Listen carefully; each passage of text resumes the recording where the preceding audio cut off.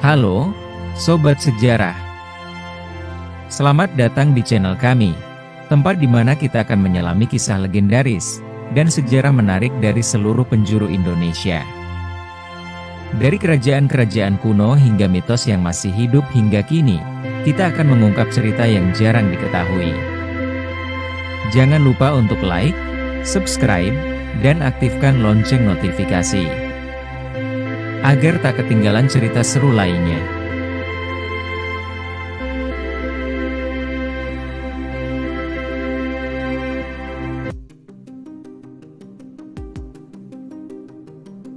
Seorang sultan yang dikenal bijaksana dan adil bernama Sultan Meurah. Sultan ini sering turun langsung ke desa-desa untuk memastikan bahwa rakyatnya sejahtera, terutama mereka yang tinggal jauh dari pusat kota dan jarang terlihat. Suatu ketika, Sultan Meurah mendengar laporan tentang keresahan rakyat di sebuah wilayah pinggiran Kutaraja. Mendengar kabar tersebut, beliau segera mengunjungi daerah itu untuk mengetahui lebih lanjut tentang masalah yang dihadapi rakyatnya. "Tuanku, banyak ternak kami yang hilang di Bukit Lamnyong," keluh seorang peternak. "Bahkan kemarin 2 kambing tetangga saya juga lenyap tanpa jejak," tambahnya lagi. "Kadang-kadang bukit itu terasa bergetar, seolah-olah tanah di sana akan longsor. Ini sangat membahayakan," ujar warga lain dengan cemas. Sultan Meurah bertanya, "Sejak kapan semua ini terjadi?" Seorang warga menjawab, "Sudah lama sekali, Paduka. Sejak sebelum ayahanda tuanku meninggal." Setelah kembali ke istana, Sultan memanggil sahabatnya, Renggali, yang merupakan putra Sultan Alam, saudara Raja Lingemude. Kepada Renggali, Sultan Meurah memberikan perintah untuk menyelidiki apa yang sebenarnya terjadi di bukit tersebut. "Aku sudah lama penasaran dengan bukit di Lamnyong itu," ujar Sultan Meurah. "Bukit itu tampak aneh, muncul di tengah rawa yang selalu basah dan berlumpur," lanjutnya. Renggali kemudian menambahkan, "Menurut cerita orang-orang tua, bukit itu tiba-tiba muncul suatu malam, dan sejak itu banyak yang merasa curiga." Renggali pun segera menuju bukit tersebut. Setibanya di sana, ia menemukan genangan air luas di sekitar bukit. Ia menyusuri setiap sisi bukit, dari pinggiran laut di utara hingga ke bagian selatan. "Bukit ini memang tidak biasa," pikir Renggali dalam hati. Dia pun naik ke bagian tertinggi bukit. Tiba-tiba, air hangat mengalir dari tanah di bawahnya, membuat Renggali terkejut dan melompat turun. Saat itulah terdengar suara gemuruh, disusul suara memohon, "Ampunilah aku." Renggali bingung dan berusaha mencari sumber suara. Di hadapannya, ia melihat naga besar tertutup semak belukar. Terkejut, ia bertanya, "Siapa kau?" "Aku naga, sahabat ayahmu," jawab suara itu.